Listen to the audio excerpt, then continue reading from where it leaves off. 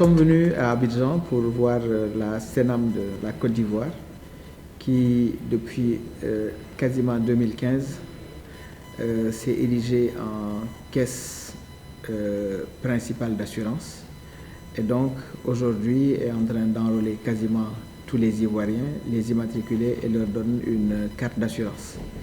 C'est une mission que nous venons justement là au Sénégal de prendre en charge au niveau de la CNCSU parce que jusqu'à date, la mission principale de la CNCSU était plutôt d'encadrer les mutuelles de santé et la CNCSU est donc pas ses caisses principales. Déjà ici en Côte d'Ivoire, l'assurance elle est obligatoire, c'est la première chose. La deuxième chose, c'est que c'est la caisse même nationale d'assurance maladie qui gère et les fonctionnaires de l'État, mais également ceux qui travaillent dans le secteur privé et aujourd'hui sont également en train de s'investir sur le tout venant, c'est-à-dire le monde rural, mais également l'informel. Nous avons plus travaillé jusqu'à présent sur le secteur donc, informel et rural. Et donc, il fallait venir voir ce qu'ils ont et ce qu'ils font de bien.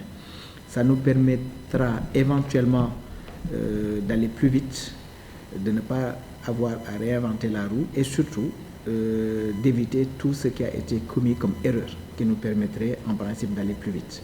Donc, nous avons eu des échanges fructueux avec l'équipe de la Côte d'Ivoire et nous avons même discuté éventuellement d'un protocole, d'une convention qui permettrait d'avoir un petit coaching parce que c'est un système sur lequel eux sont en train de travailler depuis bien longtemps et ils ont, si on peut dire, pas mal d'expérience en tout cas dans ce domaine.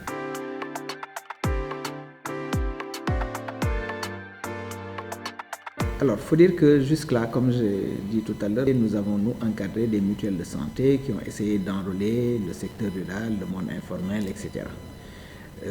Bon an, mal an. Aujourd'hui, ici en Côte d'Ivoire, eux, ils sont en train d'enrôler tout le monde.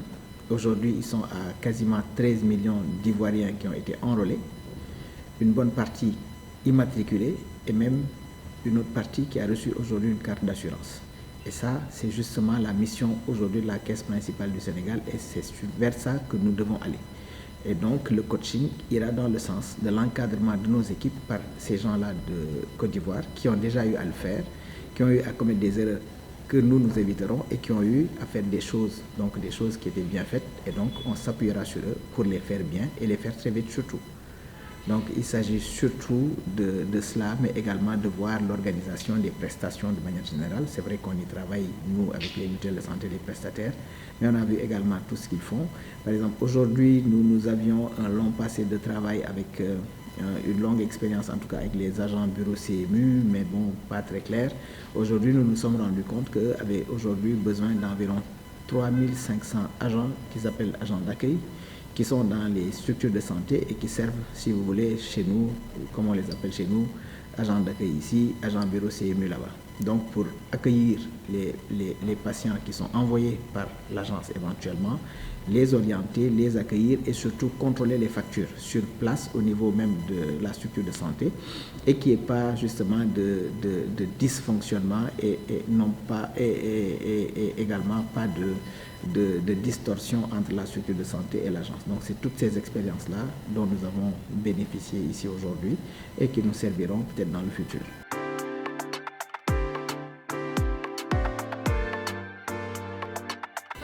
Alors, c'est une approche actuellement en cours dans la sous-région de manière générale.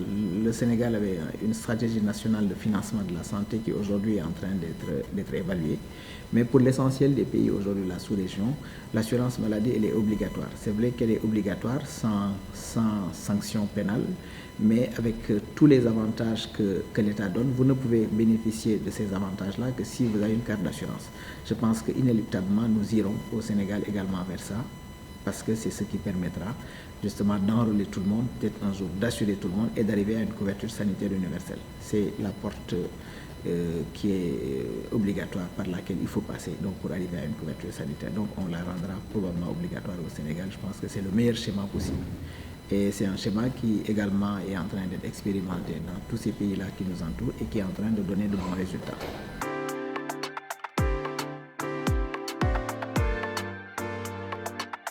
Alors, nous avons vu par exemple qu'ils ont presque une usine de fabrication aujourd'hui de cartes d'assurés avec un numéro unique qui est même plus fiable aujourd'hui que leur système d'état civil qu'ils ont avec la production de carte nationale d'identité.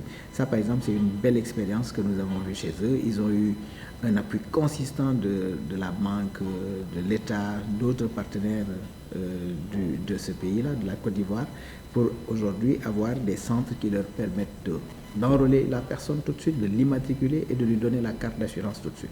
Donc, nous avons vu qu'avec eux, qu'au début de ce processus, il s'agissait d'enrôler tout le monde et de demander aux populations d'aller chercher les cartes. Et on s'est rendu compte qu'il y avait une déperdition extrêmement importante. Et aujourd'hui, ils ont pu bénéficier de cette expérience-là pour faire in situ la carte, donc enrôler la personne, l'immatriculer tout de suite et lui donner la carte d'assuré tout de suite. Et ça, je pense, c'est une belle expérience dont nous allons également bénéficier et que nous pourrons éventuellement également au Sénégal utiliser pour aller très vite.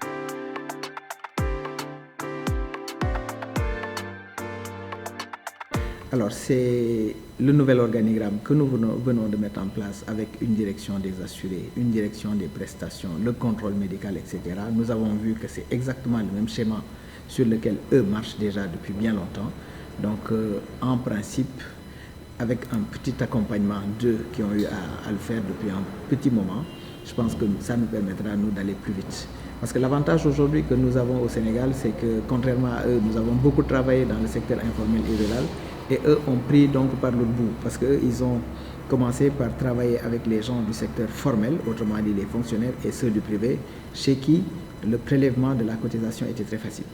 Alors que nous, on avait pris par le bout informel rural où le prélèvement de la cotisation est bien plus difficile. Donc cela veut dire que demain, si le Sénégal décidait de faire une unification de la protection sociale, des organismes de protection sociale de manière générale, cela permettrait rapidement de capter pas mal de financements, particulièrement au niveau du secteur public et du secteur privé, où les gens ont tendance à cotiser sur la base d'un principe de solidarité et ne consomment pas beaucoup de ressources. Et ceci permettrait forcément de financer le secteur informel et le secteur rural, sur lequel nous avons déjà pas mal de points positifs. Donc je pense qu'en principe, avec une certaine volonté politique, nous devrons arriver à de très bons résultats et assez rapidement.